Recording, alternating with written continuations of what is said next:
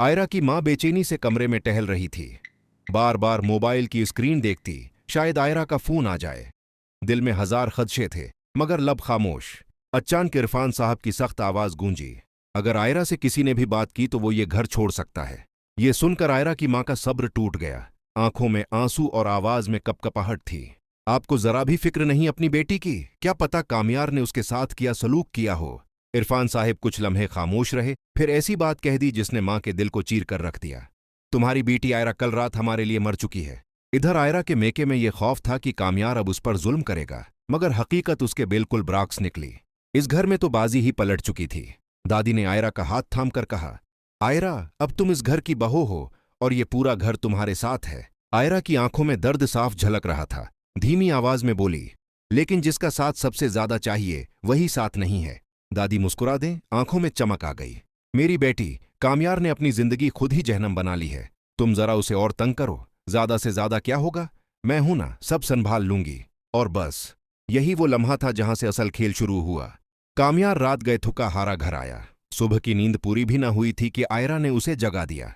कामयार बिस्तर पर लेटने लगा तो आयरा ने दो टोक लहजे में कहा, बेड मेरा है, तुम सोफे पर सो। अब घर में हर काम आयरा की मर्जी से होने लगा। कामयार का गुस्सा बढ़ता गया, मगर आयरा के सामने बोलने की हिम्मत न हुई। ऊपर से दादी की मुकम्मल हमायत भी हासिल थी। गुस्सा कहीं तो निकलना था।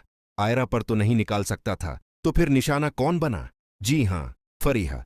पहले शादी ना होने की वजह फरीहा थी, और अब शादी के बाद भी कामयार उसी को अपनी नाकामियों का सबब समझ रहा था। गुस्सा उतारने के लिए एक तेज रफ्तार ड्राइव, एक और गलत फैसला। इस सारे ड्रामे में अगर कोई जीत में है तो वो सिर्फ आयरा है। उसने अपनी मर्जी से पहली शादी तोड़ी, अपनी मर्जी से दूसरी की, और अब ससुराल में भी उसी की मर्जी चल रही है। अब सवाल ये है, क्या शादी के बाद की ये मोहब्बत पहली मोहब्बत से ज्यादा दिलचस्प होगी? क्या आयरा कामयार को बदल पाएगी, या ये रिश्ता भी वक्त के साथ बखर जाएगा? दादी की प्लानिंग सिर्फ कामयार को तंग करने तक महदूद नहीं थी, वो आयरा को मजबूत बनाना चाहती थीं। वो जानती थीं कि कामयार का गुरूर उसकी सबसे बड़ी कमजोरी है, और आयरा का खामोश हौसला उसका सबसे बड़ा हथियार। अगली सुबह आयरा ने घर का निजाम ही बदल दिया। नाश्ते की मेज पर बैठकर उसने प्रसकून लहजे में कहा, इस घर में अब चीख चलाकर बात नहीं होगी, जो बात करनी है इज्जत से होगी। कामयार को लगा जैसे किसी ने उसके वजूद को चीलन कर दिया हो। वो कर्सी पीछे करता हुआ खड़ा हुआ। ये मेरा घर है, तुम मुझे उसूल सिखाओगी? दादी ने फौरन बात काट दी।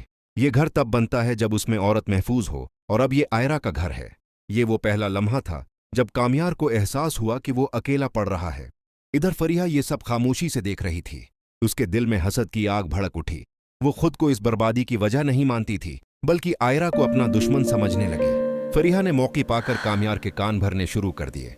ये आयरा तुम्हें सबके सामने जलील कर रही है। तुम मर्द हो, तुम्हें खामोश नहीं रहना चाहिए। मगर कामयार अब पहले जैसा नहीं रहा था। वो उलझन में था।